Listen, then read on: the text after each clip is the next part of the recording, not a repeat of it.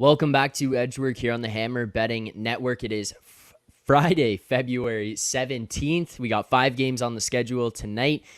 Daily picks and previews. If you enjoy the content, please make sure to subscribe here to the Edgework YouTube channel. You can get all of our daily best bets as well as our brand new podcast with David Pagnotta, Dennis Bernstein, and Zach Bodenstein. New one dropped this Wednesday, so keep your eyes out for that. Make sure to subscribe to the channel so you get to see them every time. No Andy today, Rob. You pulled the shoot, just you and I. How are you doing this morning? I'm doing okay, better than Andy. Andy's got the sweats laying down in bed, but there's way more pressure on me today, right? Because usually the Friday show, it's me and Andy. You could blame any losses on him after the fact, right? And I can it's usually his fault. Well, I mean, listen, if he wants to keep parlaying those player props, anytime goal scores for those 14-1 payouts, instead of playing them individually, I mean, that's his choice. But hopefully Andy's feeling better, can join us again next week. But different dynamic here, certainly, without Andy popping Red Bulls, getting him in his eye. There's always some sort of disaster on Fridays that happens. Yeah, there you go. Did Andy get Red Bull in his eye? Jordan saying the Red Bull flu.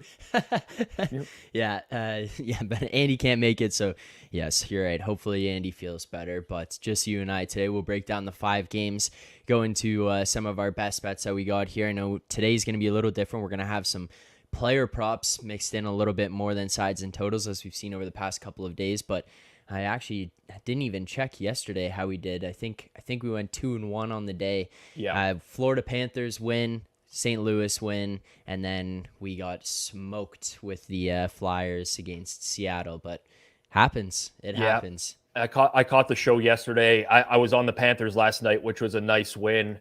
Caught the under in the Devils and Blues at plus money, which was nice as well because it's 4-2 midway through the third. You figure you're going to just get another goal no matter what. But the one that really, I took the Sharks at plus 175 last night, and I think they lost with about 11 seconds left in regulation. Like the tank is so real now that these teams don't even want to force overtime. It's like, let's just get out of here with 0 points. And that was a bit of a painful one because they had a 1-0 lead going into the third. Yeah, well, I believe it was the Tampa game the other day. There was a point, I think it was in the second period, late second period, maybe early third period. They had 41 shots. I think it was in the game against Arizona, and I saw a tweet after, and it said, if you're a tanking team, if you're in a traditional tanking season, this is the year where Connor Ingram is traded immediately after the game for an AHL goaltender. I'm like, yeah, I just thought that was pretty funny. I mean, we're starting to see it. I actually, before we get into the games here, I'm curious your thoughts on it as you go down the stretch. We obviously are Leafs fans. I mean, you can kind of tell by Rob's wardrobe right now, but you see a game the other night against the Chicago Blackhawks. I've heard some people say it is the best way to describe it. In my opinion, it was a controlled scrimmage. Chicago just had basically no interest in that one. And you even saw they challenged one of the Leafs goals, and people online were like, if you're the Blackhawks, like, what are we even doing wasting time challenging goals here? Like, you want those goals scored. But you're going to start to see not necessarily just a full-blown give up, because the players on the team still try. The players are still fighting for jobs. They want contracts for the next year. Maybe they want to be in a good light or try to get to a different team.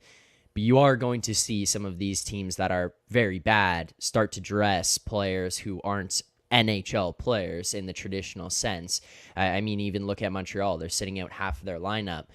How do you kind of evaluate some of these teams as they go down the stretch? Because to me, I feel like we're going to start to see some of these bigger prices, these long odds on teams where you see a Leafs going up against Chicago and Tampa Bay's going up against Arizona.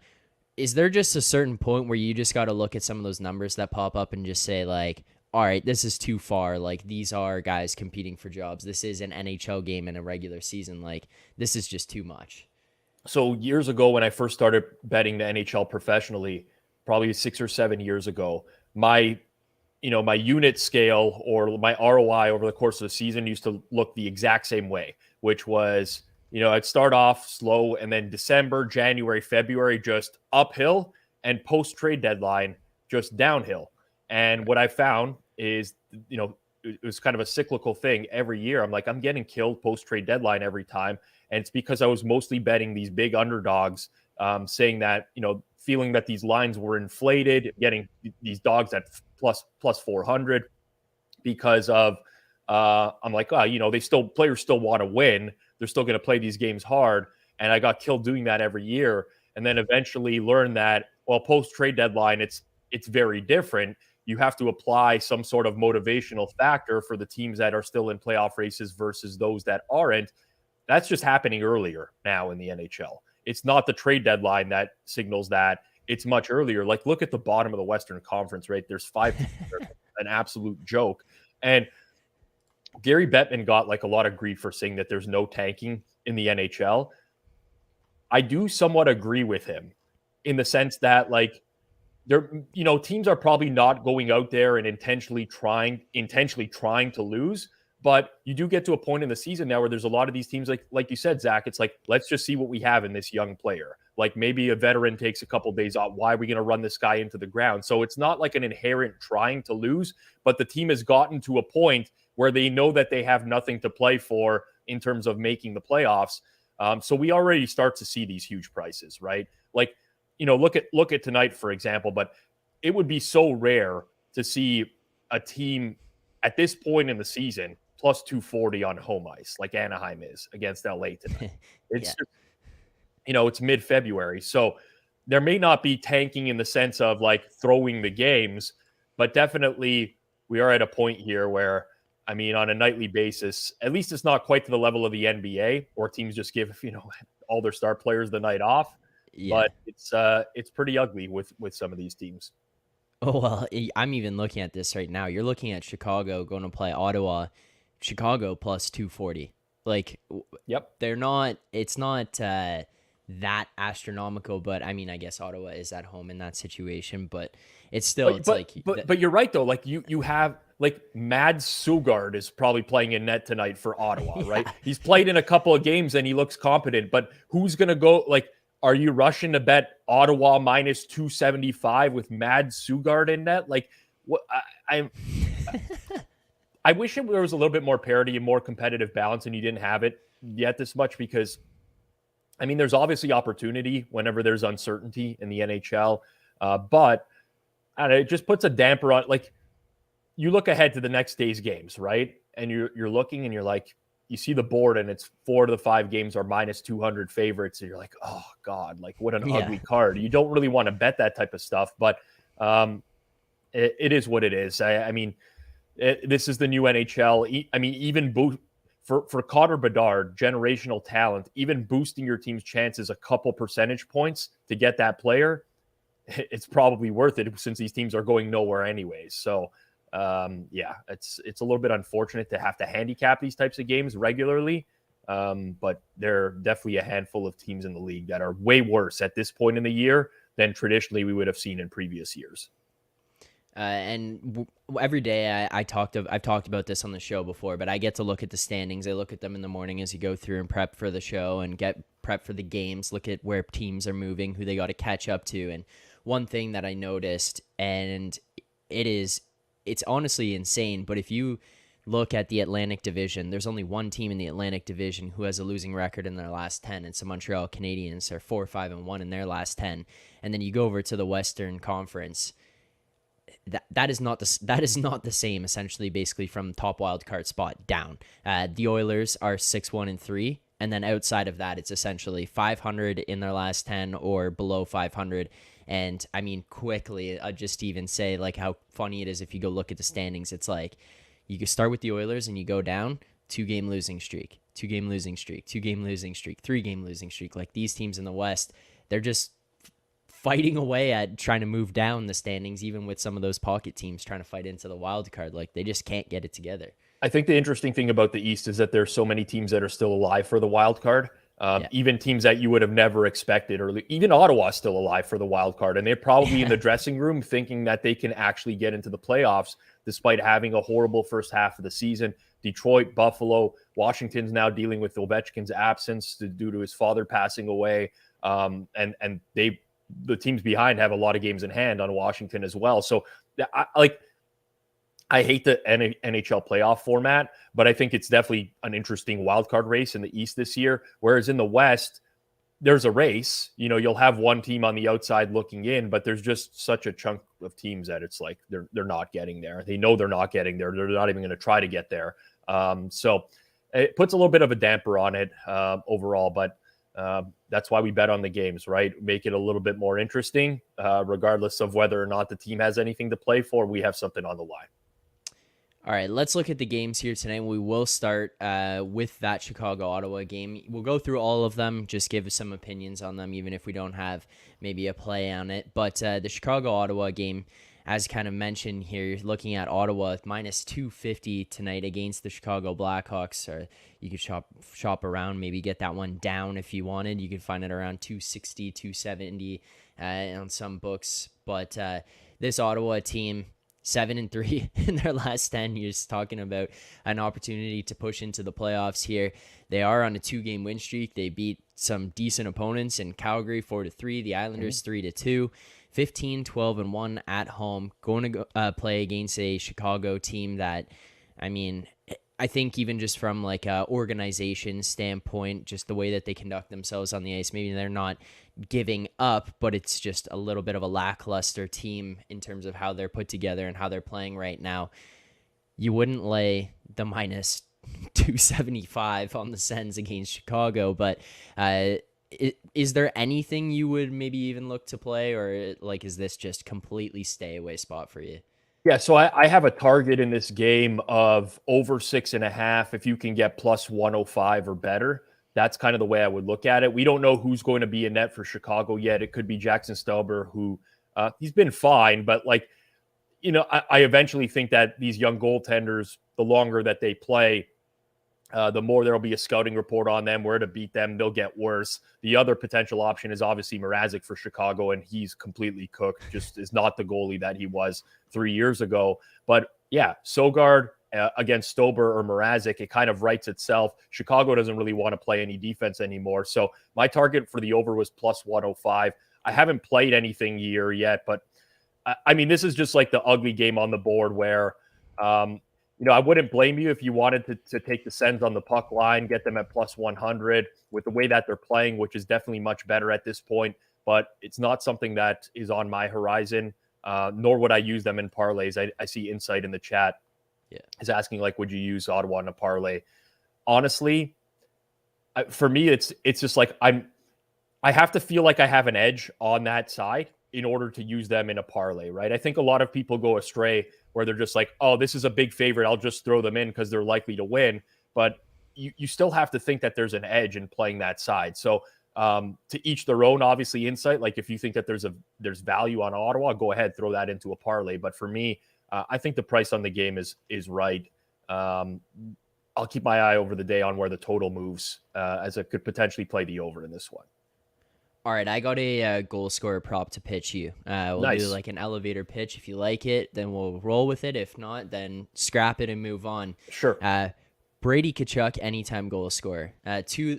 Two guys that I've been heavy on this year for goal scorers. I will say the other one later in one of the other games that we have there, but started with Brady Tkachuk, anytime goal scorer, and you can find him at plus 130 on the majority of books. If you're in Ontario, I know you can find that a little bit higher. I saw it this morning. It is available. Brady Tkachuk, again, expected goals above actual goals being performed at or actual goals being scored so far this season. Brady is essentially, for me, one of those players who's just going to be around everything, creating opportunities, creating chances. He's up higher in the lineup. Naturally, he's just going to get some of that opportunity. I just look at Brady Tkachuk in a spot like this against a Chicago team. You're at home. You are pushing for the playoffs, kind of like you had talked about, where you think, hey, maybe we actually do have a chance here. Pierre Dorian has said they're not going to trade DeBrincat and those guys at the deadline. Like, this team is kind of hanging around. Maybe they will add somebody. And to me, if there's going to be anybody who's going to drag you into the fight, it's going to be Brady Tkachuk. I'm looking at Brady Tkachuk goal scorers, especially ahead of especially as we approach the deadline and a spot where you could kind of determine yes, no, whether you're going to be in the playoffs.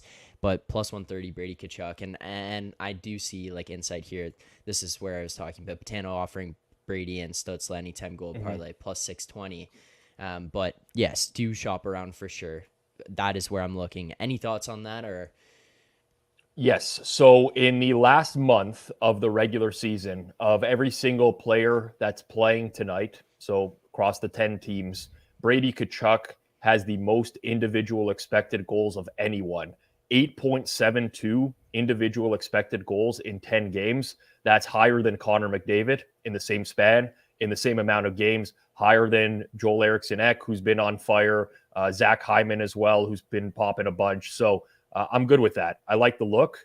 I think he's at least going to generate. My only concern with Tkachuk is he's been shooting like 18% over the course of the past month. I don't know that it will continue on forever, but yeah. against the Chicago goaltending, I don't know that it's going to stop tonight. Yeah, that was it. I looked at the same thing. I was like, ooh, well, maybe not. But yeah, I was kind of like, all right, well, we're in a spot against Chicago here. Maybe we can get away with it. And watching that Chicago team the other night, they're not prone, or they're prone to allowing some decent opportunities, that's for sure. But all right, we'll lock that one in. Then yeah, Brady Tkachuk has been one.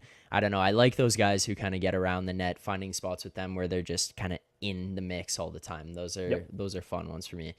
All right, next one, we do have a battle of two teams who are looking at playoff spots right now. Pitt is hanging on to the first wild card spot in the East. They're 1 point up on Washington. They got 4 games in hand on them right now. 1 point up on the Florida Panthers. 5 games in hand on them. 5-2-3 in their last 10. They're in an interesting spot because we saw them heat up for a little bit and then completely freeze off, and kind of allowing teams to get closer and closer or moving around around them in the standings. And this Islanders team, you go trade for Bo Horvat, you're re-sign him. Now you're on a push. You're going to make the playoffs this year. That's the goal. Well, they're 1 point out of the playoffs right now. They are 1 point back of Florida. They're 1 point back of Washington. They're on a 3-game losing streak, including losses to the Canucks, the Habs, and the Sens. Don't really know what to make of this Islanders team right now as it stands. What do you look at between Pittsburgh and the Islanders tonight, Rob? Yeah, I don't think the Islanders are very good. I mean, obviously they upgraded in that trade, but they lose Pajot, who's now on IR with an upper body injury. He was getting the 4th most minutes of any one of their forwards, which, I mean, like normally Pajot wouldn't be a massive loss for a team, but for the Islanders, who lack the depth at forward, it's meaningful for them. But what's been the most interesting or fascinating about the Islanders this year is when you think back to these teams for the New York Islanders over the course of the past 5-6 years, they were very, very good defensive teams, and they're just not that team anymore. I mean, their expected goals against is very high. They give up a lot of scoring chances. They give up a lot of good looks. They spend a lot of time in their own end relative to the teams, these Islanders teams of past. Now, their goaltending bails them out a lot of times. They have the best duo in Sorokin and Varlamov. I think Sorokin will probably start tonight, even though it's a back-to-back, because they have their dad's trip on Saturday and Monday. So I think it'll probably be Sorokin tonight, Varlamov tomorrow, Sorokin again on Monday. So both of them can play in front of their fathers. But I don't put much stock into this Islanders team. The problem is I'm not high on Pittsburgh either. We don't know what the goaltending is going to be here. Tristan Jarry had a doctor's appointment yesterday, and he didn't practice with the team. That sometimes is like the final clearance to be able to play. You'll have to see, like today, what goes on. But if Dustin Tokarski gets sent back down, it's probably a good indication that Jarry's going to play. I don't really know what to do with this game from a side or total perspective, but this is the game that I'm targeting a couple of player props. I think people generally just stay away from betting player props against Sorokin, especially goal scorers, because he is such an elite goaltender. But again, the Islanders just give up more chances than they used to. So these are going to be 2 ugly ones. Zach posts a video to TikTok every day with like a recap of our picks. And he always gets like the kids who are like, hey, love the picks, but where are the long shots on these things? Okay, we're going with long shots tonight, not like 10-1 or anything like that. And I'm going to go a half unit on each. But we'll start with Pittsburgh. I'm taking Jason Zucker, anytime goal scorer, at 3-1 or better. So you got to play it at 3-1 or better. FanDuel points bet right now are pretty much in that range. So the problem with Zucker is he doesn't get power play time. So you're going to have to get an even strength goal here. Now he plays alongside Evgeny Malkin. He plays alongside Brian Rust. Very good line combination for him overall. But again, this is not rocket science in terms of how to identify these guys that typically make for good bets, because Zucker, most guys, let's say, not even Zucker, are priced in the same range every single game, with a few exceptions. Some guys go on hot streaks, and you'll see that their goal scorer, anytime goal scorer odds move, but most guys are priced in the same range pretty consistently. There is such thing as luck in hockey and getting unlucky. And Jason Zucker has generated a lot over the past 10 games, 4.82 expected goals over the past 10 games. That's second highest on the entire Pittsburgh Penguins roster in that span, only behind Jake Gensel.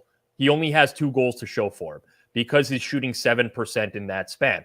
Now, if you go look at Jason Zucker over the course of his career, he's been a much higher shooter than that. He has a career 12.3% shooting percentage. If you look at just this season, 11.2%. So I do think water eventually finds its level. Zucker in the 3-1 range alongside Gino and Rust at even strength, a solid bet. And on the other side of things, someone's going to start getting more ice time because Pajot was out. And listen, everyone, third line, second line, elevate their ice time just a little bit. I'm not a big fan of Zach Parise, but for all the reasons that I like Jason Zucker, they apply to Parise. Playing on line 2 with Brock Nelson, Kyle Palmieri, not the greatest, but he does get some power play time on PP2. And again, you're going to get FanDuel plus 350, great price. I would play this at anything 3-1 or higher.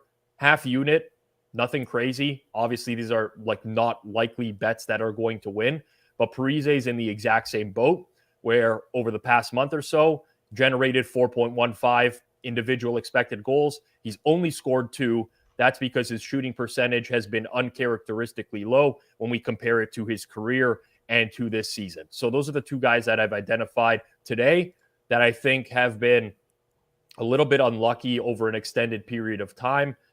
These are not bets that by any means are a lock. We're hoping to win 1 or 2 type of situation. And I actually do want to point this out because it's a great comment by Matt here. But plus 370 on FanDuel. This is if you go to the over half goals market instead of anytime goal scorer, for some reason, books don't often have this synced up, so you can actually find a better price. So even better there, Matt. That's a great point. But we live for the glory. Zach Parise and Jason Zucker is what I'm targeting for player props tonight. I didn't know that was a thing. I didn't know that over 0.5 goals on FanDuel, at least. I didn't know that was a possibility. Interesting. Got to do more research into that. Fair enough. All right, we'll move on to another game here. A game where we do have a side in. Dallas, Minnesota. Talking about teams fighting for spots here. Dallas first in the Central, 2 points up on Winnipeg. Same number of games played as them. They're 8 points up on Colorado. They have played 2 more games than the Avalanche at this point. Dallas right now is on a 2-game losing streak. They lost to the Tampa Bay Lightning. They lost to the Boston Bruins. Both games, close games. They're both 3-2 there. This Dallas team is 15-8-4 on the road so far. And this Minnesota team is... it's an interesting one to follow along with. I'm following along Wild beat reporters and the tweets pre-game, after game. These guys are losing their minds out there in Minnesota watching this team. Holding on to the last wild card spot at this point in time. It's just hard to kind of make what they are. You look at them 5 points back of Edmonton. They got a game in hand on them. Now tied with Calgary for points. They've played the same games as Calgary, but 3-6-1 in their last 10, 16-10-2 at home. Rob, what do you make of this game? And I guess even more so, how do you evaluate what Minnesota is and what they can be? I think a lot of people will look at this as a buy low spot on Minnesota. I'm not very high on Minnesota right now. And listen, there's reasons to not be high on Dallas either. Dallas is struggling to score altogether, but you have Foligno out for Minnesota. They've scored 2 goals or fewer in 6 of their last 9 games. They've had trouble scoring all year long.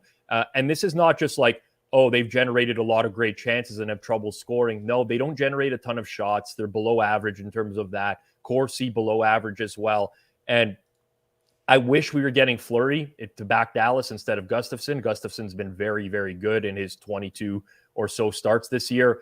But I think this is just a short price for Dallas. Honestly, I priced them in like the minus 115, minus 120 range. I like the look on them. I'm I'm not concerned, about Jake Ottinger not playing. So you can decide to wait if you want. This is the first of a back-to-back for Dallas. So Ottinger and Wedgwood are likely to split this. But Jake Ottinger is born in Minnesota. For those that don't know, I would be very surprised if he doesn't get the start tonight. And obviously that's very impactful when you're betting the game. He's third best in goal saved above expected this year, fifth best in goal save above average. Flip those around, actually. Fifth in goal save above expected, third in goal saved above average. But I think it's a bit of a short price here. I make Dallas a minus 115 favorite. The only thing I will say, I obviously, I bet the NHL pretty heavily. This is my bread and butter. I do this. I'm also very in tune with the market a lot of times. And I'll put my numbers up against anyone's, frankly, in the market. But I don't necessarily think that this is going to move a whole ton. So you might be okay just waiting for an Ottinger confirmation. I've been opposing a lot of people on Minnesota lately, where the line has moved in the other direction or towards the Wild. Everyone has their own way of evaluating the game, but I just think Minnesota is kind of a mess right now. And playing a little bit tighter, don't think that helps them altogether. Dallas's peripherals concern me going forwards, but so does everyone in the West. Let's be real. There's not a team that I'm not concerned about in the West. So give me the Stars. I think it's a short price here, Zach. All right, we lock that in. And again, if you want to track all the picks that are given out on this show throughout the course of the season, make sure to go over to the BetStamp app in the Find Better section. You can find us there as Edgework HQ. Give us a follow. You can see all the picks throughout the course of the season as we lead up to game time and as they're tracked here on the show. So make sure to go over there and give that a follow. But we will move on to another game here tonight. This one will have a couple plays in. Rangers heading to take on the Edmonton Oilers. Rangers right now holding on third in the Metro, 3 points back of the Devils, 8 points back of Carolina. We've talked about it throughout the course of this week. It essentially feels like that Metro division is set in terms of who the three are going to be. It's more just a matter of who's going to finish ahead of who's going to get the home ice, and what the matchups are going to be come playoff time. And this Rangers team has been red hot, one of the best teams, if not the best team in the NHL over the past month or so. 8-1-1 in their last 10 right now, 6-game win streak going into this one, going to face an Oilers team who's holding on to the first wildcard spot in the West, and opportunities for movement there in the Pacific Division. They're 5 points up on Minnesota for that wild card, but you're looking, they're 2 points back of the Kings. They're only a few points back of Seattle and Vegas there. There's opportunities for those teams to move around a whole bunch. How do you break down this Edmonton Rangers game tonight here, Rob? Well, this is a tough one because I've typically been playing a lot of these Eastern Conference teams against the Western Conference teams for the majority of the season. And as what tends to happen in sports betting markets is eventually the market catches up to that and it's no longer a thing. Like earlier in the year, we were getting some insane prices on the East against the West. The Rangers are very good. They have the league's best record since the 5th of December. They're 21-4-3 since the 5th of December. That's an 804 points percentage, number one in the league. They've now won 6 games in a row. They've scored 31 goals in that stretch. Now, 2 things can be true about the Rangers. They can be very good, and they can be punching above their weight right now. And I think both are true. And I think that they're a little bit overpriced in market right now on what is unsustainable goal scoring going forwards. And obviously, they have a very balanced and strong team, and I'm not suggesting that they're just going to fall off a cliff at some point, but they are being rated right up here right now. And I think a lot of that is just again, unsustainable going forwards. Edmonton, on the other hand, I think we catch them off of a very misleading result. They lose to the Red Wings. The Red Wings scored a couple goals on the power play. They scored a couple goals directly off faceoffs. 2 of them just bounced off the legs of one of the defensemen on the Oilers in that game. Edmonton outshot them 45-23. They really, really carried the play. A lot of the game was played in Detroit's end of the rink. Stuart Skinner in net does not concern me for the Oilers. Everyone wants to talk about the Jack Campbell redemption story. If we actually look over the course of the last month, Stuart Skinner still has better numbers than Jack Campbell in terms of goal save above average, goal save above expected. Every valuable metric that I would take into account, Skinner is right there with Campbell, if not better. So I priced this game closer to minus 130, in the minus 130, minus 135 range. I think that there's a little bit of value with the Edmonton Oilers tonight. Obviously, that minus 120 at Bet365 stands out. I'd probably play it all the way up to minus 125, which is pretty widely available here. I like the Oilers in this spot. I think that obviously, I'm not here to diminish the Rangers. I think they're going to be. I've always been the guy that thinks the Rangers are better than everyone else gives them credit for. Pretty sound team all around, but a little bit overvalued right now. Just a little bit overvalued based off of what it like. They're not going to shoot 40% forever, and that's an exaggeration, but it's just not going to happen. So yeah, honestly, I pull up the odds quickly. One more, Zach. Yep. I'm not like a contrarian bettor by any stretch of the imagination either. These are like your two highest scoring teams over the last month or so by a mile, but the unders at 7, especially that Pinnacle minus 122, Caesars minus 125, that looks like a decent play to me as well. Like I know typically, I'm not a huge fan of betting side and total on the same game, but you need 8 goals to lose that bet, right? I think about it that way rather than 8 goals to lose a bet is a pretty good bet a lot of the time. This will feel, I know they're in different conferences, but this will feel like a playoff game. Like it's like a step up in class for each team to gauge the level that they're at. I don't hate the under 7 there. I think we can go ahead and play that for a half unit as well. You're going to get a good goaltending matchup, in my opinion. I don't think it's going to be as wide open as people may seem to believe. Where do you rate the Rangers with the acquisition of Tarasenko? How much does that give them a boost? How much better do you think that they get out of that trade that went down a couple weeks ago, or I guess a week and a half ago? So there's basically for me my tier rankings of the NHL are Boston in their own tier, Carolina in their own tier, and then I think you have like this middle group, right? Where I would put Toronto, Tampa, New Jersey, Rangers, Edmonton.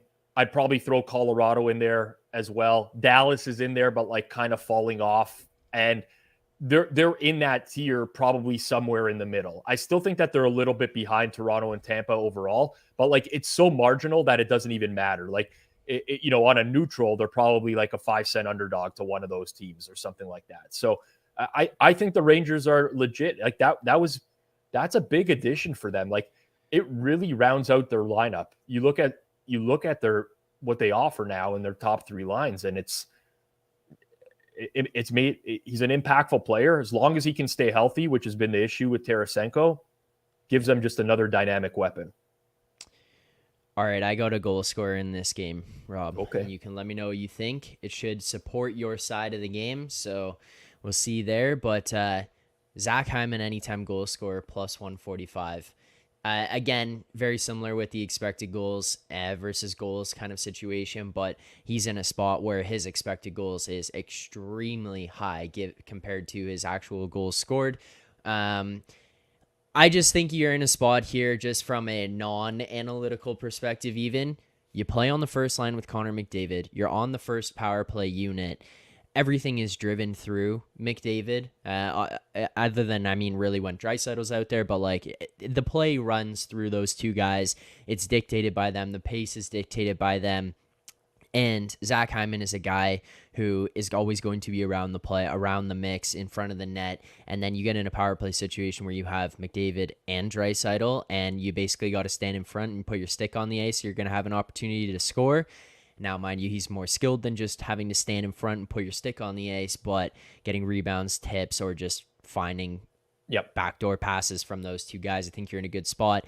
And for me, where I looked at with these odds is they're essentially priced at the rate of him actually scoring as opposed to where his expected goals are. I think his expected goals, he should probably, based on where his expected goals are, he should probably be even closer to minus money on a given night. So plus 145, that was where I had Zach Hyman. I think that was a good price for him. Okay, so I'm never going to talk anyone out of a bet because everyone sees their own things. So let's go ahead and lock Hyman in. The only thing I'm going to say is that with Zach Hyman, he is very likely going to always underscore versus his expected goals. Yes. Listen, I love Zach Hyman as a player. I'm a Leafs fan. I wish the Leafs still had Zach. I'm as big a Zach Hyman fan. Guy played a playoff game on a torn ACL. Like, that's what you need to know about the guy. But he does have cement hands. Like, let's call it out for what it is. He's going to struggle to put away some chances that a lot of other star caliber players would bury. So he often finds himself in great positions and gets a lot of these chances, but he's not always going to finish them. So the only thing that I would caution with Zach Hyman going forwards is he's the type of guy, just based off of his skill set, is not finishing. Let's put it that way, right? Like, that's not his top skill. So there's a very high likelihood that you will just see for the majority of his career, he's always going to have a higher expected goals than actual goals. Yeah, fair enough. Yeah, and you know what? Actually, I don't know if you heard this or not. Bruce Boudreau was on a show that I was listening to the other day. It was a radio show. They were asking him about the expected goals of players, and specifically they were referring to in this conversation Pierre Engvall and his expected goals. And Bruce Boudreau said he was talking about analytics. He said he appreciates them, he respects them, but sometimes he's like, well, look at expected goals. If he was basically saying if person A and person B go up to a girl at the bar and person A is this supermodel or like this supermodel kind of actor, A-list celebrity guy, and person B is some slouch, yeah, you're going to have the same expected goals of asking that girl for their number, but in reality, person A's got a way better chance at scoring than person B does. And so, like, yes, some of it is weighted the same, and yeah, you're right there, but that was going through my mind when I was looking at this, trying to pick out the Hyman anytime. Well, listen, there's imperfections with a lot of metrics, right? And there's definitely imperfections with expected goals, especially the ones that we see as the public, right? The teams have access to way more information than we do, way more data, where all the passes came from before the goal, right? Which is probably factored into the private expected goals. Goaltender positioning. Like right now, the public expected goals models don't take into account where the goalie is standing in the net. So if me and Zach both fire a shot from the blue line and the goalie's in the corner for Zach's shot, we're going to generate the same expected goal value, which is obviously not correct. So there's imperfections with that, but that doesn't mean that it's not meaningful. Like, there's lots of ways to use these metrics to your advantage. If you understand what the limitations are of a metric, then that just makes it like it still provides a lot of value. So listen, you can get into the analytics debate forever in terms of hockey. And there's some people who think it's crap and they're like, well, the people who talk about hits, right? Like, oh, a team's not tough enough to play against or whatever. Like, at the end of the day, all these things that people think matter in the game, they would be reflected in a lot of the metrics that we talk about, a lot of the advanced metrics, right? It's kind of like this circular argument where no one's going to end up winning because most people don't understand what's going on. But I think there's value in both. I think there's value in the eye test. I think there's value in breaking down the numbers. I mean, that's a funny comment, but like, people know that, right? Like, especially on the team side of things, general managers, people who are constructing rosters, it's not apples to apples. Yeah, it was just something that was come to mind when I was looking at it because, I mean, you're even looking at Hyman's, like, according to Money Puck here, his expected goals on the season, you'd be at about 40 goals. He's sitting at 27 so far, which is still a great year for a guy like Zach Hyman, but you look at the inflation on the expected goals compared to the goals scored. Final game of the night here, LA, Anaheim. I know we don't have a play in this one, but you're looking at an Anaheim team who is probably going to be looking to move on from some pieces ahead of the deadline here. That one's interesting to me because they signed Klingberg, and I assumed it was full preparation of like, we'll bring this guy in for a year and then flip him at the deadline for pieces. And I mean, for lack of better words, he's sucked. Like, he's sucked this year. Yep. So I don't know what they're going to get in return there. You got Mason McTavish and Connor Bedard texting after games about how McTavish is getting closer and closer to getting Bedard on his team. Like, I just don't know what to make of that situation. And then LA is in on everybody as it goes right now, in on Chikrin and Meyer and whoever else that is on the block. If you're looking at this one and you got another big price here tonight between LA and Anaheim, what kind of read do you have on this game? I'll be honest with the audience, zero read. Other than I think it's very accurately priced. Like, I tried to look for something here. I would definitely not play the Kings in these price ranges, even on the puck line. I think that's a little bit too much. I don't know. I am just very, very neutral here. Like, I look for goal score. I look for shots on goal props. I think that this is an accurately priced game. We don't know who the goalie is going to be yet for LA in this one. Could be Copley, could be Quick as well. It's a very, likely possibility that Quick might actually get a start here, in which case maybe Anaheim in that price range is worth a shot. But nothing here. Nothing stands out. Typically speaking, I look for certain types of bets with certain teams that I think are not accounted for in market. But like those plus money overs on Anaheim games often attract my interest at some point, but you're getting a different price here. Typically we do these Friday shows. I don't know how Anaheim's always playing on Fridays, but we would get these over 6.5s at like plus 105, plus 100. Those are out the window now. Like, Anaheim's given up 1 million goals every game, and that secret's out of the bag. So that cat's out of the bag. But yeah, nothing here for me, Zach. All right, fair enough. Jordan Moso saying in the chat, Kempe anytime goal scorer plus 130. Rob, any thoughts on that one? I mean, I tried to find someone for an anytime goal scorer bet. And like, typically what I do is I make my price on what I think the player should be. And then I go compare it to the odds and I bet the biggest differences. Kempe has the highest individual expected goals of any Kings player over the course of the last month, but it's very low. Like, he leads the team in individual expected goals at 3.7. And by the way, he has 9 in that span. He is shooting 27% over the course of the last month. I would honestly, maybe it's not a time to like step in front of the train and fade the hot guy, but the first time that he has a game where he doesn't score, Kempe is a guy that I think will go into a cold streak at some point. And you could probably bet the nose on him in terms of over under half a goal. No, you'll be in the like minus 170, minus 180 range pretty consistently. And I think that would be a good bet. Insight here saying pulling their own toddy props right now. Oh, God. And sends in. We've already ran 44 minutes. We can't go another 44. I know. So if you're in the chat right now, and just a reminder, if you're here watching, you haven't subscribed yet, please make sure to subscribe to the channel, like this stream as well. We got about 90 people watching. I think like the stream, ever. People. Yeah. Just smash the like button. We need people to find the Edgework broadcast. I see some of the hockey broadcasts or like podcasts and stuff that are out there. And listen, I'm not going to offend every single person on the planet. There's some people that do it really well overall. Alex B. Smith, who's here on Edgework, has his own hockey podcast. Pretty solid listen. There's good ones out there. But holy geez, some of the stuff out there is complete and utter trash. Like, people breaking down public bet percentages at 9 a.m, like they matter at all or anything like that. So please smash the like, subscribe to the channel. And if you know other hockey fans, just tell them about us on a daily basis, because Mitty, name and shame. Listen, I'm not into the naming and shaming. But yes, please let people know.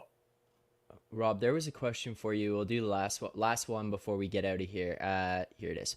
Pete Martin saying, Rob, do you like anyone to beat out Ullmark for the Vezina? And just to set the scene, this week on the show, we did discuss, actually, I think we discussed yesterday, the fact that Swayman is getting more games now and how that could influence the Ullmark Vezina conversation. But where do you stand on that one? I mean, Sorokin could win the Vezina if the Islanders make the playoffs.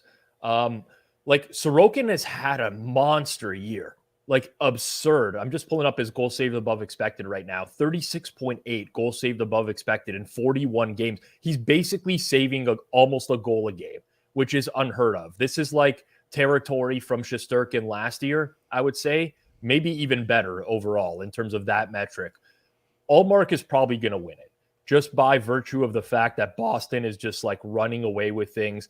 I don't think it will be used as a detriment against him at the end of the year if Boston has to rest him down the stretch and he doesn't play as many games. Ultimately, I think he's a very sizable favorite. But if I had to pick a second option, it's Sorokin, and a third option would be Connor Hellebuck as well, because Winnipeg's been better than I thought this year, and I don't want to put it all on Hellebuck, but like he's a really big part of why they've been good this year. But I mean, it would be very unlikely that Ullmark loses at this point. Yeah, I can't see it coming out like moving away from Ullmark. I think he would still be the guy. But yeah, the whole Hellebuck thing is interesting too, because it's just like you get a Vezina goalie to start playing like a Vezina goalie again and not have the season that he did last year. Your team's naturally going to get better. That's going to be it's going to be a huge part in it. I like, honestly though, like even just looking at this now, it's the fact that the Islanders are not in the playoffs with the goaltending that they've got this year. Like, what a horrendous season for them, for that fan base and that team. Yeah, and this all started with Lou being on his yacht, not picking up his phone to call anybody in free agency. Yeah, well. All right, but before we wrap this up, Rob, Chychrun sitting out for a week now. Gavrikov sitting out. Are we getting trades this weekend, or what's going on? I think I don't know that they'll happen this weekend, but I think that this deadline is going to have, I think it's going to have more fireworks than we've seen in the past. It's tough under the salary cap nowadays to make these things work. Teams have to retain salaries, but there's so many teams that think they're in the mix this year, and like that one player could put you over the hump. I don't necessarily think it does, but I think that's going to be the mentality of a lot of these teams. So I think we're going to see fireworks on the deadline this year. All right, I'm excited for it. Hopefully everyone enjoys your weekend. You got NBA All-Star Game this weekend as well. There will be a live watch-along on the Hammer HQ account with Jacob Gramenya as they watch the dunk contest Saturday night. So make sure to go over there and check that out. Hit subscribe on the Hammer HQ YouTube channel if you do want to see that. If you're looking for more NFL content, you can check out Forward Progress.